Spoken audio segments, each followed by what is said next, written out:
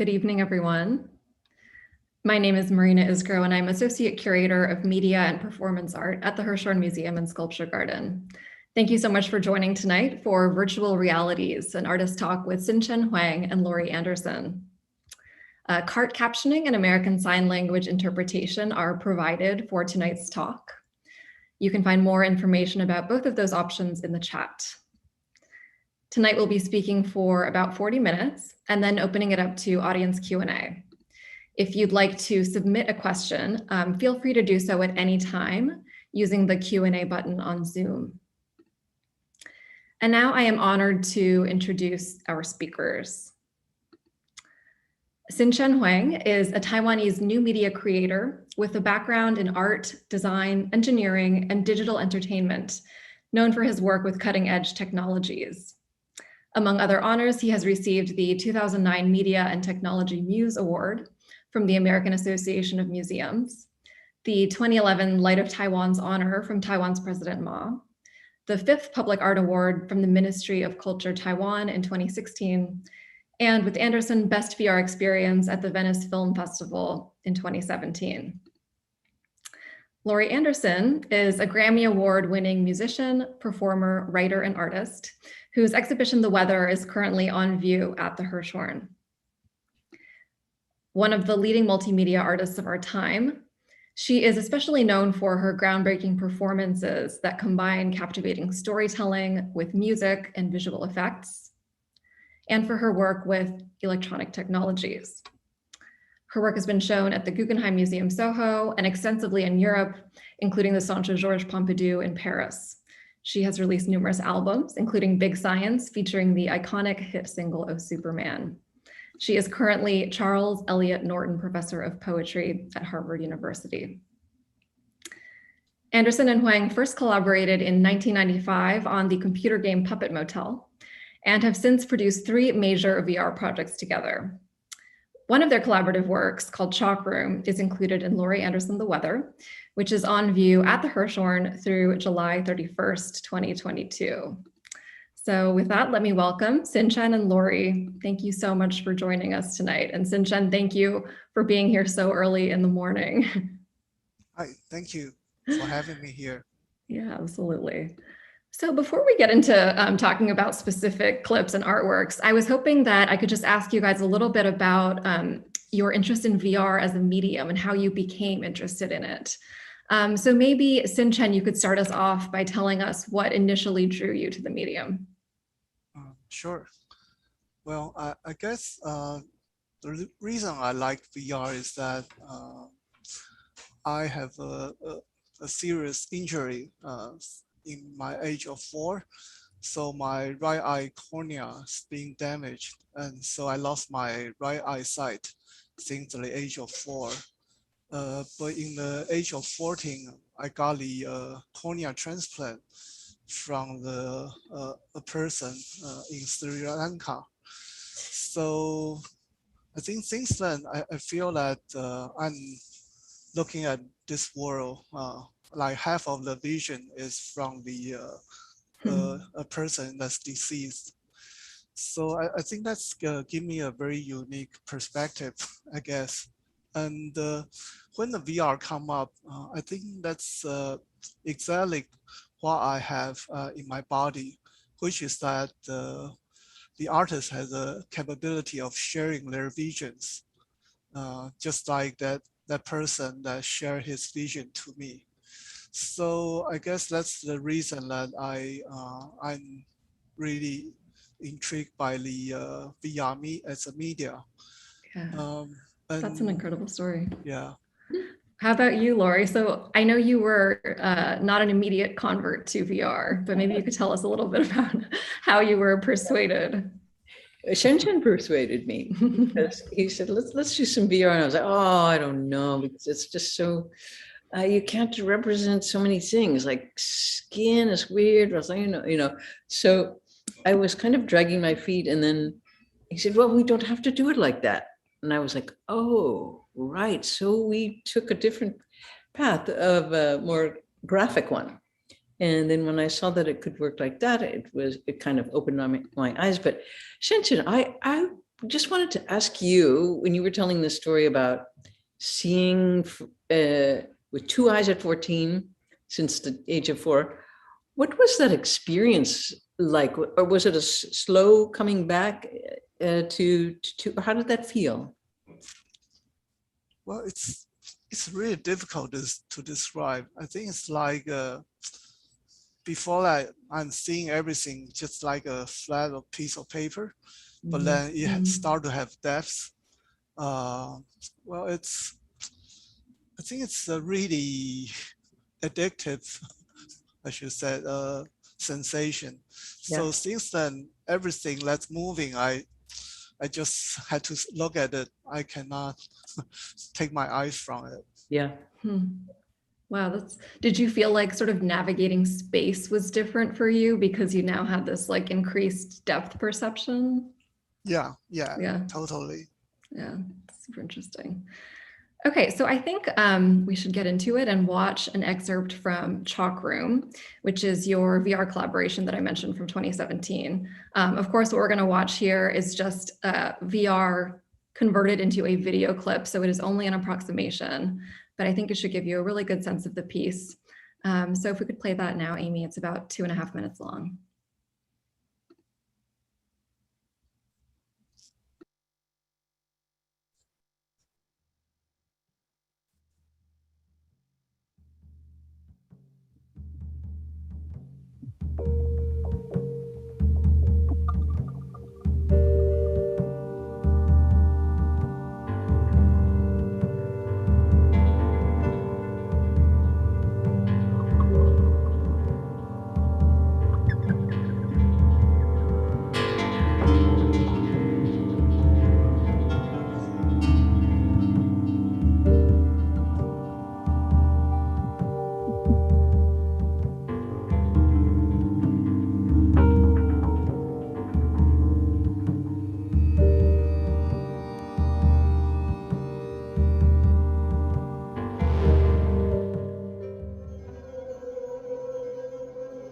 I dreamed I was a dog in a dog show.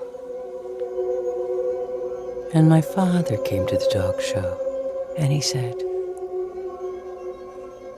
"That's a really good dog.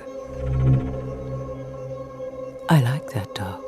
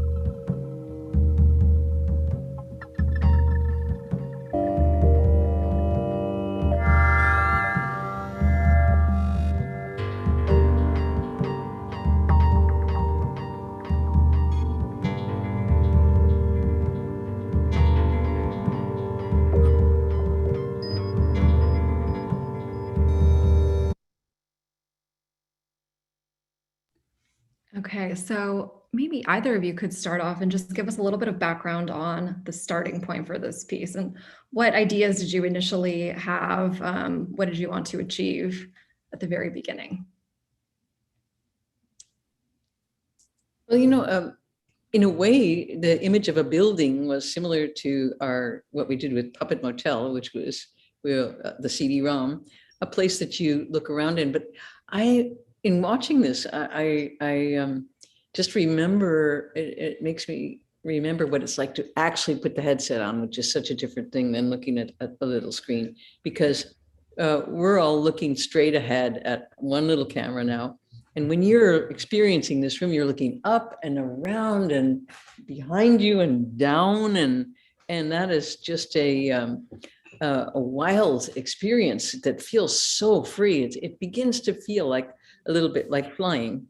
because you have all of these changing perspectives. Your body begins to float in a different way. Mhm. And it's also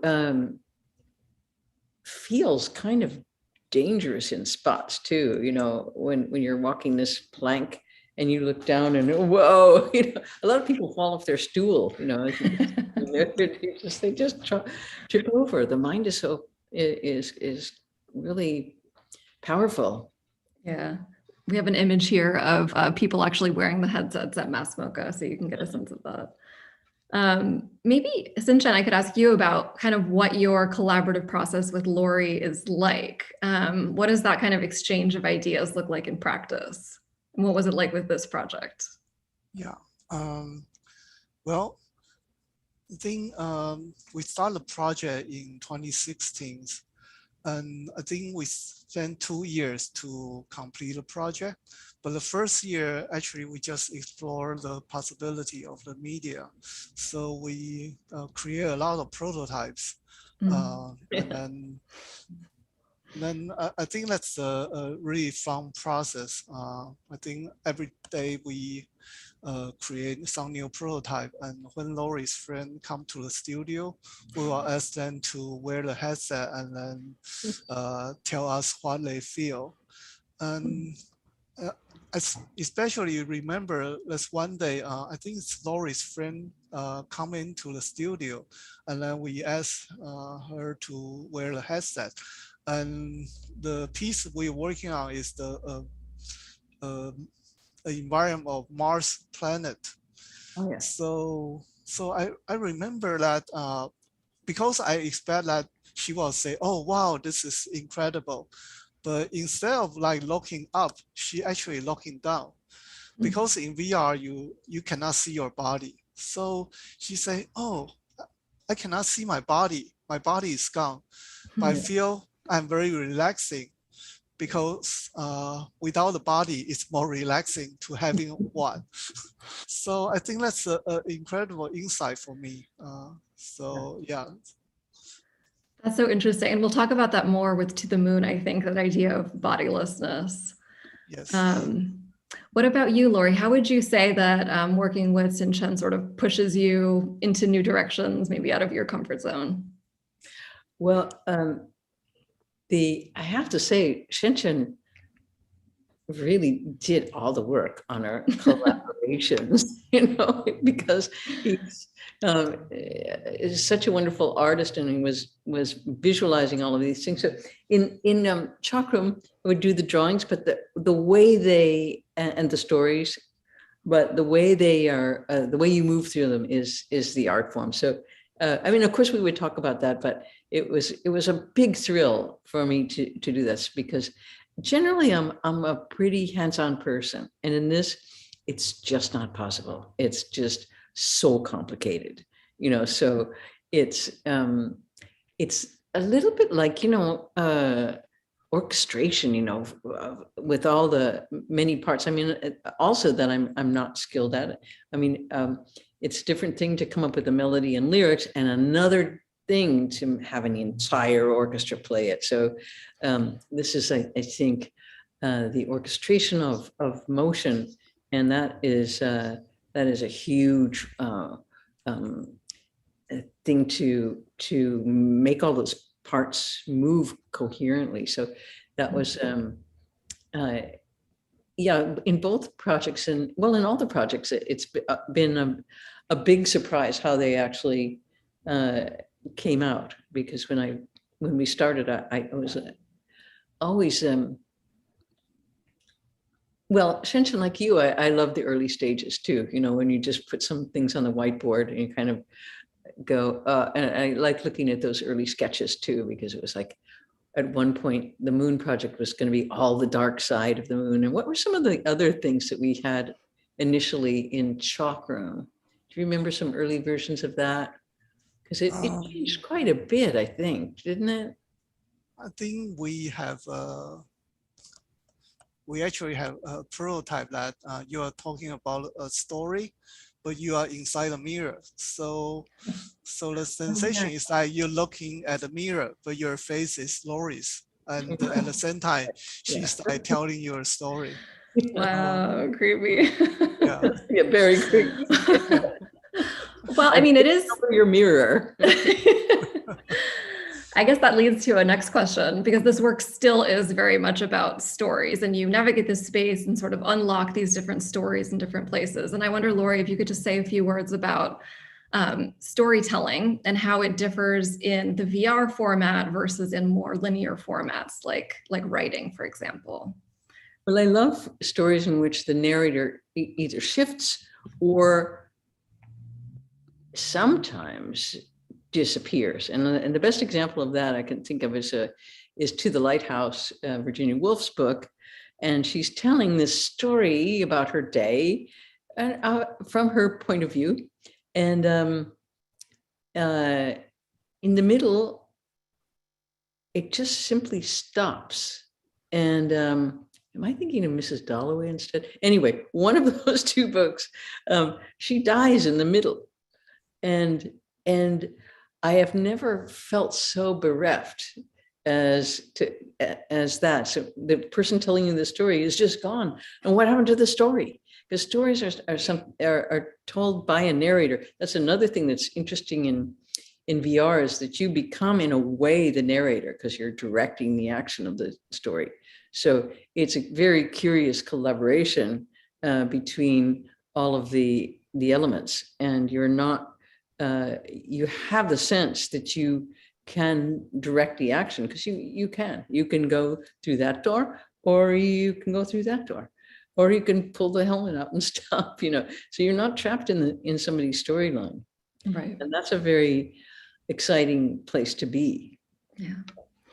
Well, I think we should watch a little bit of To the Moon, because I want to cover a lot of ground tonight.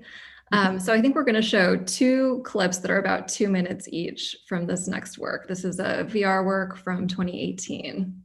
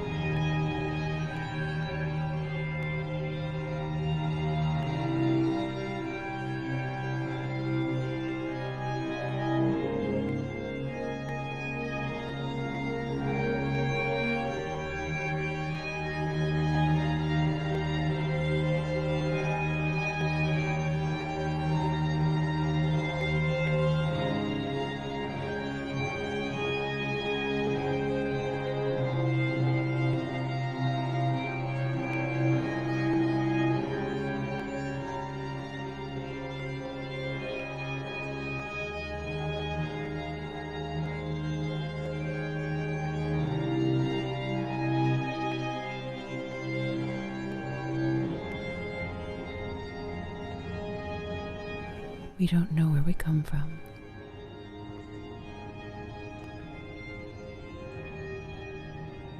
We don't know what we are.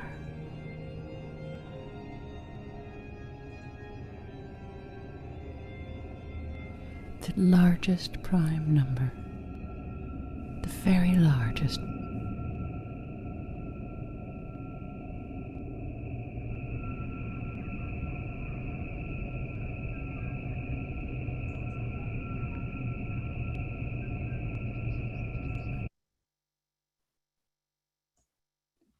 Great. So I wonder if you could just, both of you, tell us a little bit about the two clips that we just saw. Obviously, we've gone from this sort of series of dark rooms in Chalk Room to a very different kind of landscape here. We're navigating the surface of the moon and encountering different kinds of creatures, landscapes. So if one of you could just start off and tell us maybe about that first scene here with the dinosaurs and other beings made of letters. Oh, I could say, first of all, it's their DNA. And so we thought, well, what, it's so exhilarating to just go, let's put dinosaurs on the moon. And then have the next, they begin as constellations, actually, a lot of these. So they're made of stars, and their DNA kind of drags them down to the surface of the moon. And then they're these kind of ghosts from Earth, really, because there's, of fossilized DNA or something. And then we thought, okay, let's have a fossilized Cadillac that uses fossil fuel to just be another kind of ghost. And so it's using images and language in a very different way. And also these small pieces of things, which Hsin-Chien has used so beautifully in much of his work. And at first I was very curious about why using these tiny little pieces. Really, what it does is create atmosphere in a vacuum, because when you're on the moon, there's no atmosphere, so it's very hard to see distance. You're in a very brittle place. So especially in VR, you have to make everything. You have to, starting with the dust. So the dust was tiny, minuscule letters in some cases in Chalk Room, where it's all made of language.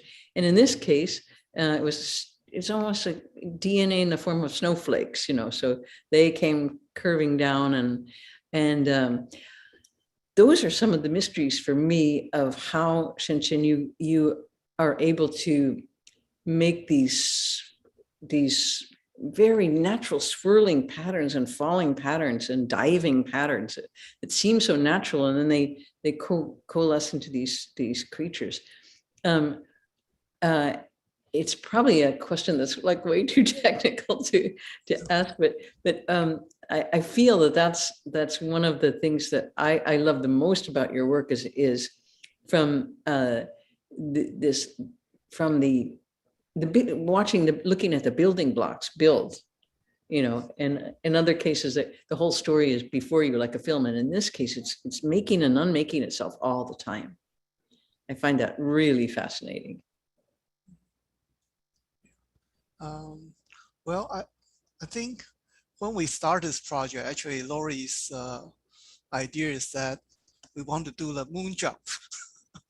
Definitely it's a moon jump. So we start to experiment, because we want to simulate like the astronaut, like wearing this heavy suit and the backpack, and then in this low gravity, so you can jump really high. So we actually build a prototype for that, and we even have an idea that you can do a swing in the moon. So we actually build a swing in Laurie's studio, and then wear a headset. But I think the experience is really fun, but I think in the end it's too dangerous. It was terrifying. We tried that swing. We're just, oh no, it was too much. Never at the Hirshhorn. So what you see right now is actually a whole bunch of prototyping trash, and then we start a new evolution, and this is the final version. Yes. Yeah. And what about that amazing scene with the sort of astronaut's body falling forward? Maybe you could talk about that a little bit. Oh, yeah. Yeah, I think in that we are experimenting the out-of-body experience. And so like I mentioned the previous insight, I think it's really amazing that you lost your body and then you watch your body tumbles and falling away. But later on, you gain a new body, because I think in the Western art, the body always a central topic. And but in the VR, you can do without a body. So I think that's a really amazing thing that we can do in VR. Yeah, absolutely. Yeah, that's the only body in the whole thing. Otherwise, it's completely different images, and you walk around and use your own eyes. And so the falling body is the only body, and that was and in a suit, so it does this kind of very graceful spin on its way out or wherever. Yeah. Well, I guess. Sorry, go ahead. Of every space movie, is the guy goes out to repair something out on the and his cable gets cut. Yeah. That's that's in every space movie that I've ever seen. So and that's of course the biggest fear, is to tumble off alone. Yeah, absolutely. Well, that leads me to another question having to do with the body. And I guess this is a question first for Hsin-Chien. I'm thinking about the fact that in VR, you essentially have these like interactive possibilities. You can grasp things, you can touch things, but then you have other moments where you sort of sit back and watch, and it's more like watching a film than an interactive game. So I wonder how you think about those two things in relation to each other, the sort of interactivity versus the more immersion. How do you balance those? Well, I think those two things go hand in hand. So I think since the VR being more popular, I think that's a term like in the old media, we call it like a storytelling. But in the VR or immersive experience, we call it story living. So we actually live inside the story. And I think the interactive and the immersion is all part of the living things. So I think in the contrast to the film or video format, it's like the video or the film format or the moving image always have a timeline that always push you forward. You have to move through the time to experience the content. But the VR, you can just stay there and then watch everything happens, or you can decide not to move at all. So yeah. Great answer. Well, I think the haptic part, the touching part, can be very, very immersive too. I don't see them as opposing narrative and haptic, but of course this comes from gaming and it comes from getting stuff. And so I think one of our goals in this was not to just like, shoot as many things as possible, get as many things as possible, but much more to let go into a story. And because it's a very different way it's more of a Huck Finn way to wander through a story than a game where your goal is to like stuff or shoot. Yeah. I guess that leads me to another question, which is like, how much do you each care about this distinction between art and entertainment? In the case of VR, which is so often associated with gaming, is that distinction interesting to you or important to you, or is it just sort of meaningless? Depends on how good the game is, Yeah. This is a game.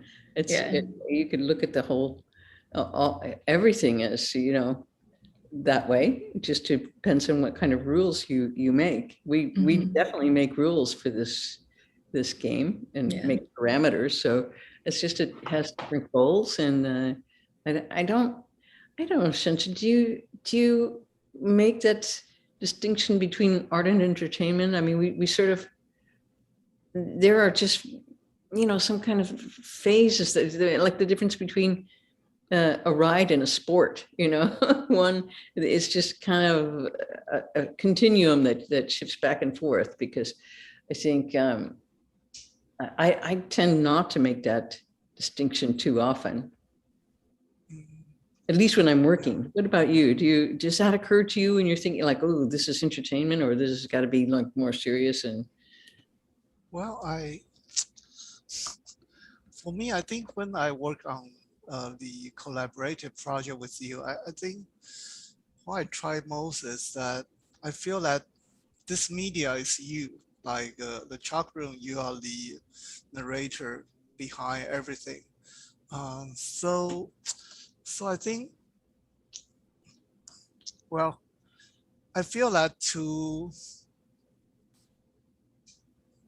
be like interact with your content, that's the most entertaining thing for me. yeah, If we you had think so that, much fun. Yeah. We laughed so much when we were making mistakes. yeah, I mean, and I guess that's entertainment. I mean, we were entertaining ourselves. We just thought this could really be amazing, funny, versus, you know, Right. not, you know. So I think I don't push things away that seem like really yeah, slapstick or fun or things like that. Those yeah. are part of the story. Yeah, especially in the end of the To the Moon, you're like you're riding on the donkey on the surface of the moon. But that part actually comes from I think Jason, one of our co-worker. I think one day he's like come back from vacation. He said he go to the Grand Canyon and riding a donkey. So he said, oh, and Laurie said we should put a donkey there. Yeah. Amazing. So I I think think yeah. riding the donkey on the moon is very entertaining. Yes. Yeah.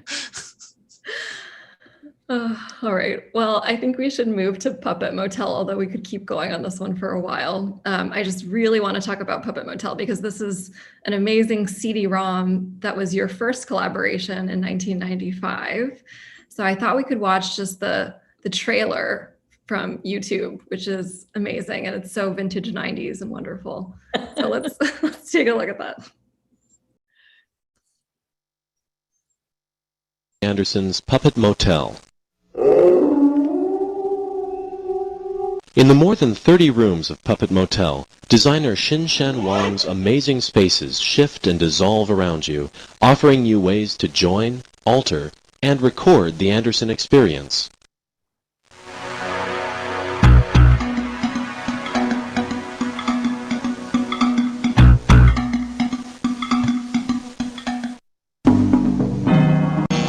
Familiar Anderson images, telephones, answering machines,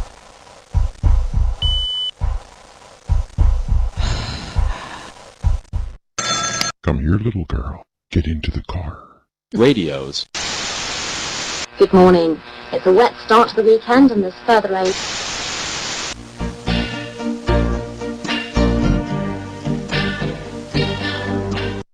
and a whispering, glowing electrical outlet at the center And you don't always realize it, but you're always.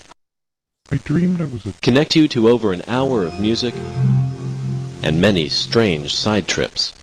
You are out of memory format. You are out of memory. As shadows race and words turn to smoke, interact with Laurie Anderson's music, her intelligence, and her art in Puppet Motel. Welcome. Amazing. That was really fun to make too. Wow. Yeah. So tell us about it. I mean, I grew up playing these kind of 90s CD-ROM games. Oh yeah. Hsin-Chien, you have it right there. Yeah. So this was your very first piece together. So how did that happen? You describe that, Hsin-Chien. Well, I think I studied at the Illinois Institute of Technology for my master's degree. And then I think one day my teacher have assignment of a multimedia project. So after I complete the homework, I send it to a competition, which called the New Voice, New Vision. by Voyager and the interval. And I think at that time, Laurie is the jury judges for that competition. So she gave me this grand prize, and also we have a collaboration because at that time she had her Puppet Motel tour, and I think the Voyager sponsor her, and so in exchange they will publish a CD-ROM with the same title. So I'm being hired as a designer for this CD-ROM. Amazing. So Yeah, how? It was Oh Bob yeah. Stein. It was Bob Stein, who was a head of Voyager, who said, "Oh, I think the two of you should like do something." And it really was just a big revelation to be able to do that. It was also, I think, probably the fastest CD-ROM that had ever been made, because we made that in like 3 months or something, right? We had to like finish it really fast. Wow. Sure. So it was really crazy work schedule. Yeah. Well, maybe you could talk about the sort of interactivity of CD-ROM compared to the sort of VR interactivity we've been talking about, and how those kinds of things are different for you. Wow, so different. That's really looking back to the mouse. You know? Yeah. Oh, it was a very desktop thing, and just moving the mouse around. But I remember being completely fascinated by it, but I definitely tend to be drawn to something that I've never seen before. So what's the next thing, Hsin-Chien, that we haven't seen? What do you think the next kind of new shapes you can make? What will they look like? Will they be more like haptic stuff, or what will they? Because the difference between the mouse in Puppet Motel and a VR headset is pretty big. Yeah, I think for me, I think the biggest difference is that one is like completely flat screen, and one is completely 3D. And for the flat screen, I think I remember, Laurie, you're talking about like the flat screen is the relationship with a book, because the book is like it's such a perfect media. You have this book, like people reading book on the sofa and with a lamp, and it's just a very satisfying image. And when you evolve into the electronic media, I think we try to do something that's similar to book, but something also a little bit different. Yeah. So this game, I mean, I was just telling you guys before the webinar that I have been trying to set up an emulator on my computer to actually play it. Oh. But I'm curious, like, when you're working with these kinds of technologies, they inevitably become obsolete. And to what extent do you worry about that? Or what do you see as the future of something like Puppet Motel? Well, it's not really playable on much. So like, would you, that's a sad thing. You know, the stability of books and print is pretty amazing. Yeah. And we even have shreds of the very first, you know, well, writing on stone we have from thousands and thousands of years ago. And on paper, well, maybe 700, 800 BC, we have stuff from that, and just sort of shredded stuff. But it's so it's very stable, and it is kind of heartbreaking that you can't go into that the Puppet Motel is now closed. You know, it's like you can't go in there anymore. Yeah. I mean, unless you got a really old, you know, piece of equipment, and we do show it with that sometimes, but nobody knows how to use a mouse anymore. They're like, what is that? How about you, Hsin-Chien? How do you feel about the sort of potential obsolescence of some of your work? Yeah, well, that do pose a problem. But sometimes I think it's just the way of life. That's something that will last forever. But I remember Laurie's good friend, the musician Brian Eno says I think what he says that the traditional media decay gracefully, the electronic media decay completely. I love that. Yeah, I think that's a really good quote. Yeah, absolutely. Okay, well, we're getting so many great questions. I want to first look at a couple of solo works that you've been making recently, Hsin-Chien. And then I think after that, we'll open it up to audience questions. But first, let's take a look at, I think they're trailers for Bodiless from 2019 and Samsara from 2021. So these clips are about 2.5 minutes long.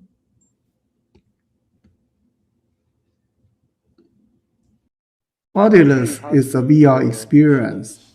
In the period of the 1970s to the 1980s, it was the time of martial law and the white terror in Taiwan. The inspiration for the text and the story actually coming from my childhood. My mom often told us the stories of our family. Yet, in recent years, my mom suffered from dementia.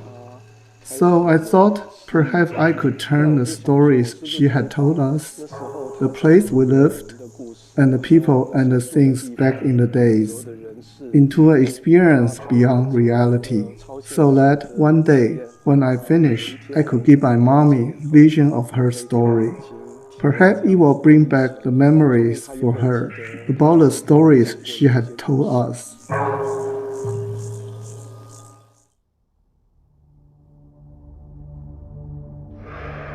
Do you still remember your earliest memory? Oh, right. It's this. Who is she?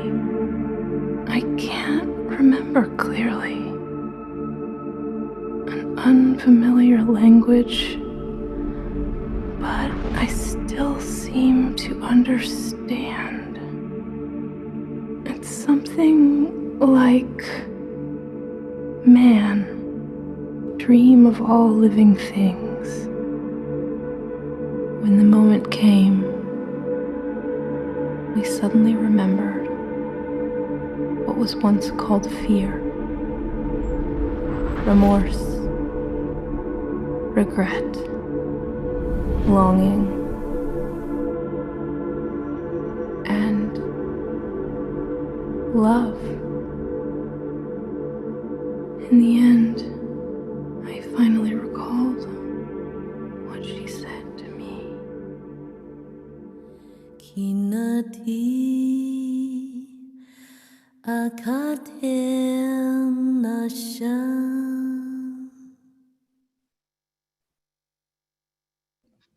Okay. Well, those both look amazing, and I hope I have the chance to see them someday. But it struck me just watching the two trailers, how much you're interested in memory, which shows up as a motif in both of them. And I wonder if you could say a little bit about why you feel like VR is maybe an interesting place to explore memory. Yeah, I think like my childhood story, I think I'm being given the vision from other people. So I think the VR is like sharing the vision between the creator and the audience. So I think with sharing, I think that's also sharing the memory of the creator. So for example, like the Bodiless, that's all the environment setting is all from my childhood, although it's being added to surreal elements to it. But I think I want to not just to let the audience to see what's my childhood like, but also actually almost like you can smell or taste it or living in this environment. So I think that's the reason that I choose VR to express that. Yeah, that's wonderful. Laurie, did you have any thoughts on that? Because your work also, has a lot to do with memory. Yeah, and I think it's very. I can't wait to see these pieces because first of all, because they look really, really beautiful, and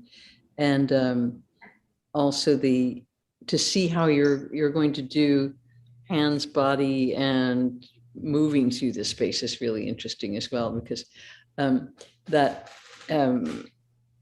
who's telling the story is always the kind of fascinating thing for me, and who's moving through it like that. And so I always need to identify where I am in that image. So for example, I was just looking at some things that I shot in Greenland, and they were very interesting photographs because the whole photograph was filled with very, very, very tiny images and little houses, little dogs, little icebergs, little trees, little people, little tufts.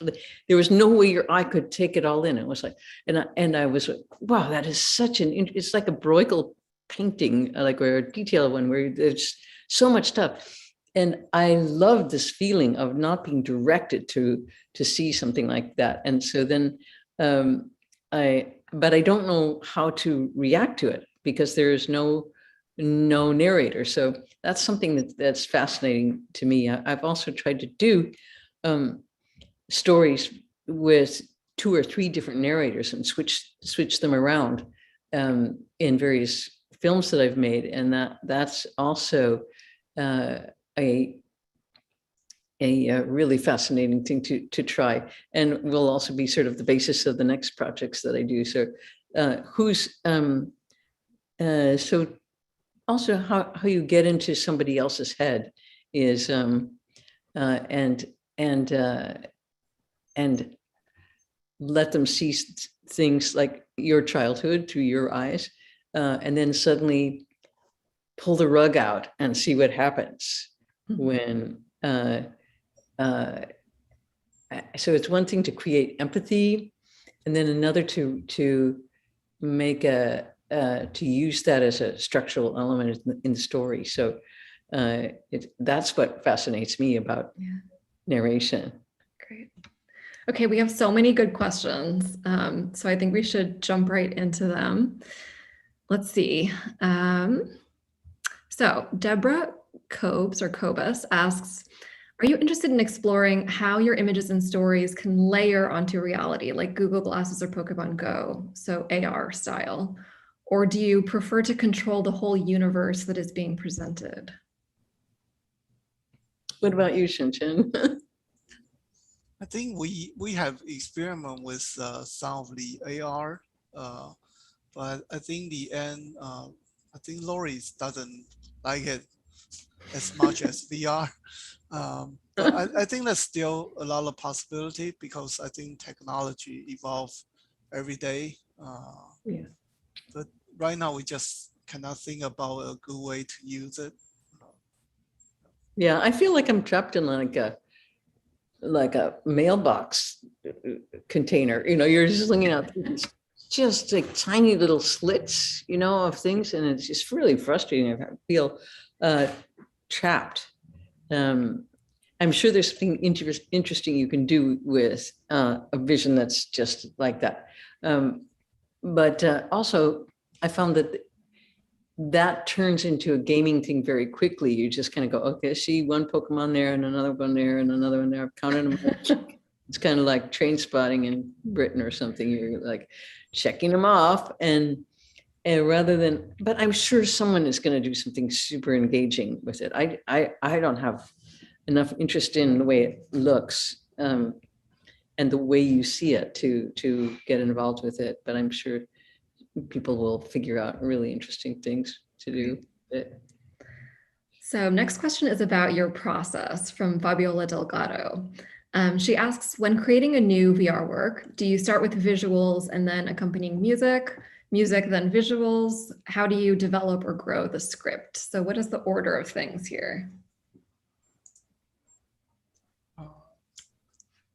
Well, actually, I have some of Laurie's sketches. Laurie, do you mind sharing those? No, yeah, I don't even remember Cool. what they were, but sure. Let me see how can I could you could the host turn on the screen sharing?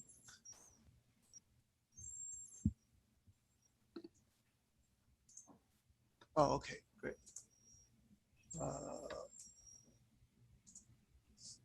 Yeah. Oh, yeah. How cool.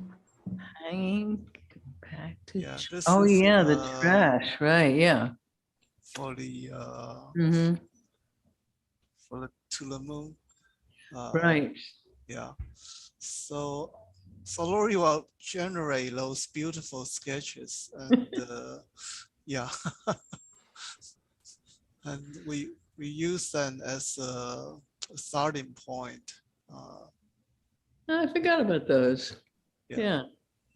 Yeah, that is a Really good great. way to start. I now that I think about it, I do start that way with a map, and a lot of them have little scenes sketched out in it, but definitely a map to see where it's going to go. And it's not a narrative thing. I know that some people, especially who work in theater, and I know that Bob Wilson does this. He just makes a timeline and goes, okay, what's going to happen in the middle? Now we're going to divide it out to beginning and end. So what's the very first thing that happens? And it's very, so it has a real through line. I'm much more of a map person, and to see how things relate to each other. Eventually, I think it does help to have an overall shape, and how you feel at the end is really important to me. But I don't know that at the beginning, so I prefer to make a map and then see how things push against each other. And those involve, in answer to the question of the person who asked this, lots of different things. Like we would think, well, what about like this flag, because we were interested in this question of who owns the moon, and everybody planting their flags on the moon. So, but that immediately became something that was much more about how those poles got there physically, what they might sound like in a place with no atmosphere, how, oh yeah, remember that, we were also going to do a version where the wall falls down and you see the studio that it's made in. Oh, yeah. The NASA studio that it's made in. We spent quite a long time on that. Yes. Yeah. Yeah. Yeah, we actually built a prototype for that. Yeah. Oh, I would love to see all of this other stuff displayed Yeah, somewhere. that's a really good, Yeah. that's part of the piece now that I think about it, Right. Yeah. Well, I guess this leads into another question relating to sound, which is the soundscape affected by what you're viewing, or is it fixed? So how exactly do you map the sound onto the visuals, I guess is the question. Oh, well, I think all sorts of ways.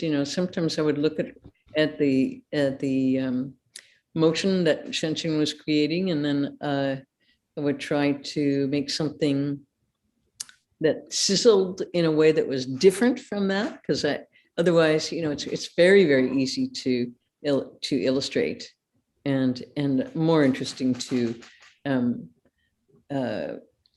be in an oppositional place, something very glidey when everything is visually going, so I think, but that's typical sort of film composer sort of things, trying to push against have the sound and image makes them not mirror each other. So, and I think it does get more complicated when the image is shifting. You don't know which way people are going to go. So you have to build a world that has many more possibilities than the narrative thing of like, okay, here's now where he goes down, he turns the corner on the road, and let's say it's really scary, and then it becomes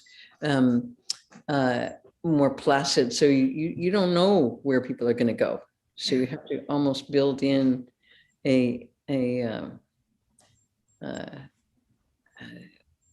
something that has that flavor of it. Right.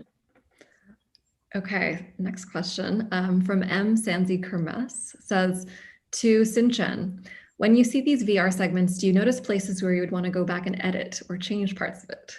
In one of Laurie's Norton lectures, she mentioned wanting to go back to the museum and edit/change her paintings. Does the same impulse follow you as a VR artist? And Laurie, have you really gone back and made changes to the paintings? So let's start with Hsin-Chien and then we can do the paintings. Yeah, I think for the electronic art, I think that's always, you can update your versions. So that never have a date of finish.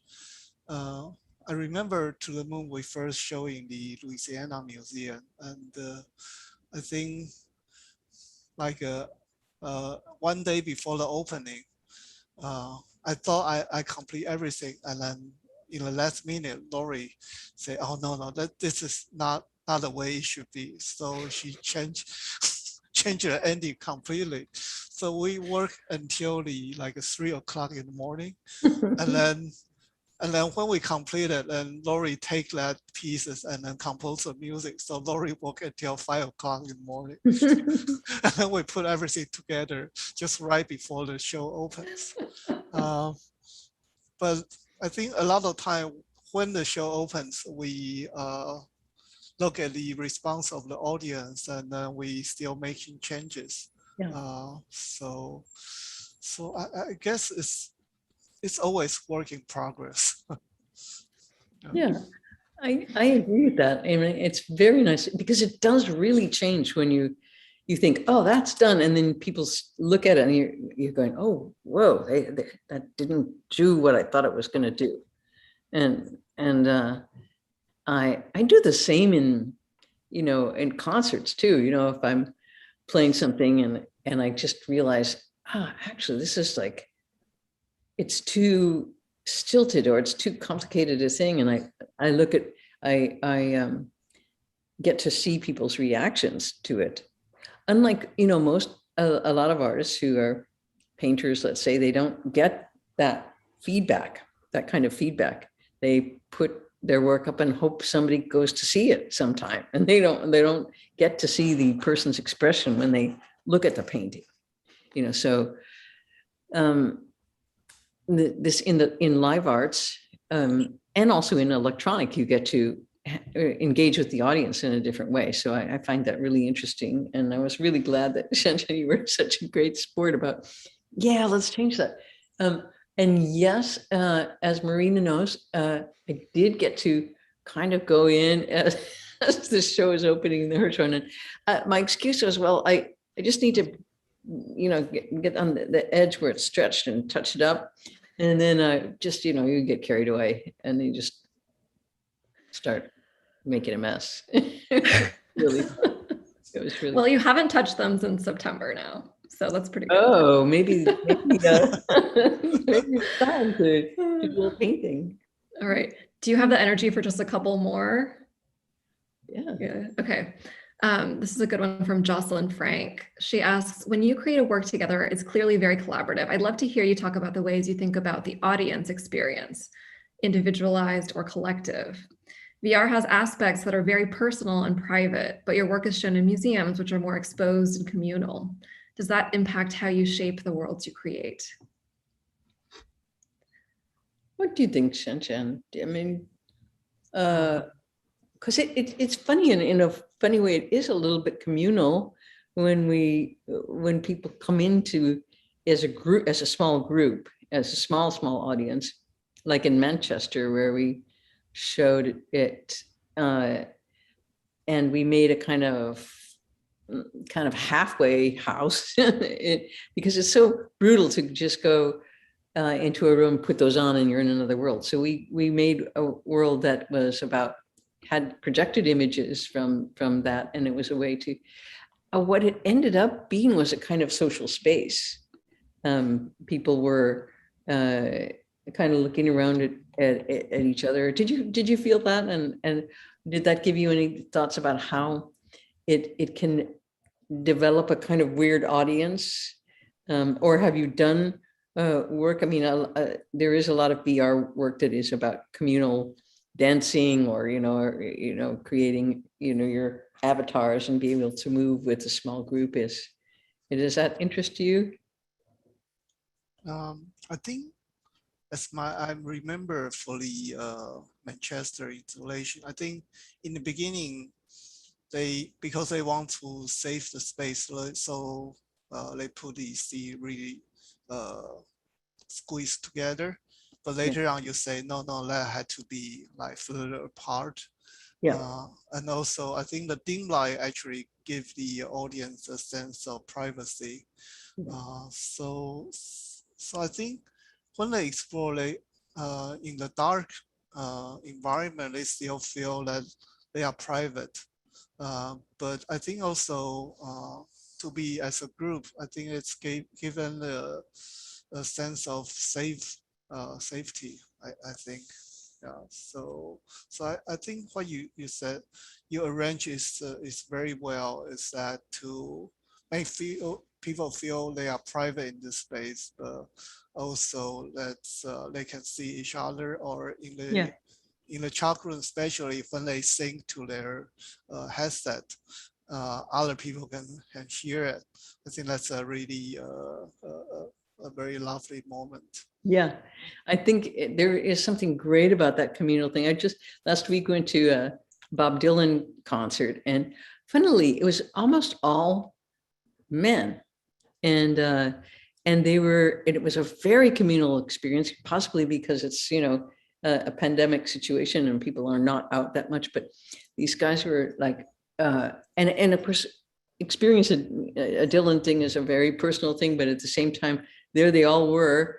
And they were going, "Thank you, Bob. Thank you, Bob." And I just, for the first time, actually, I realized that the power of music, that this person had, in a way, created a couple of most of the people were old guys like me, and they're like generations that were Dylan generations. And so I thought, how amazing that this guy encouraged so many. And actually helped to create generations of very American men who are like really, hi, Cat. Very cattail. Hey, oh my gosh.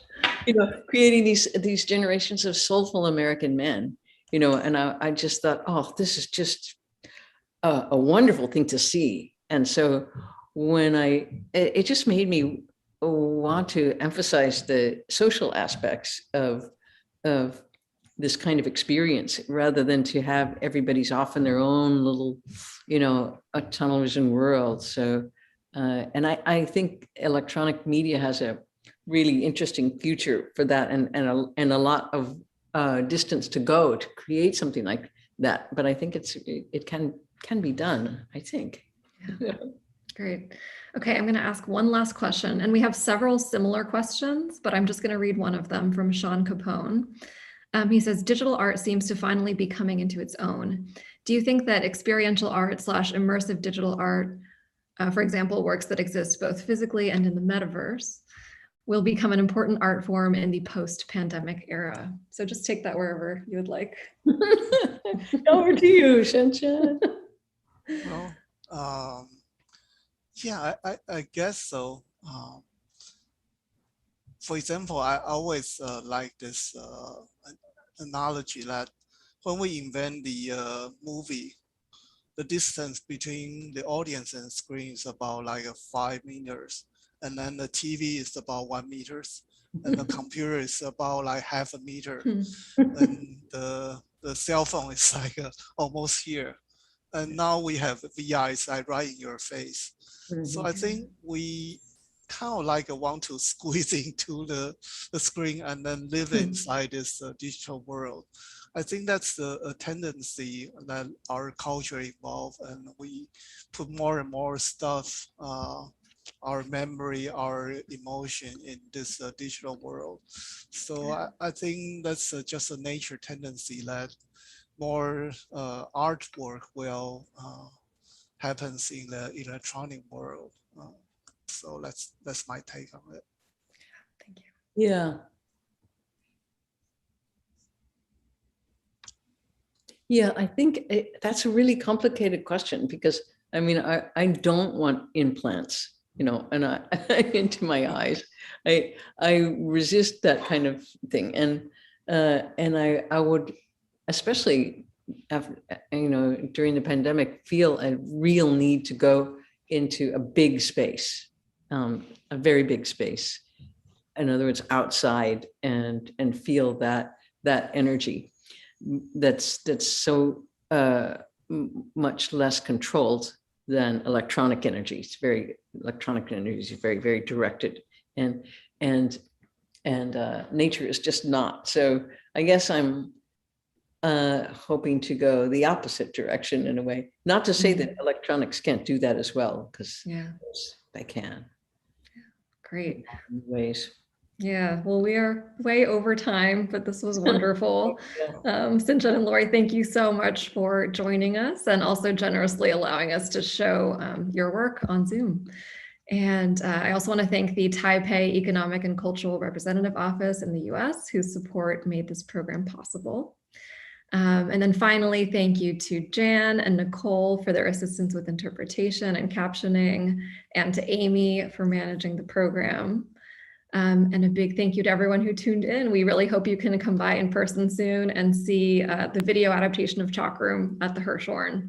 So thanks again, Laurie and Hsin-Chien. Talk to you soon. Okay. Bye. Bye. Have a good night. Bye.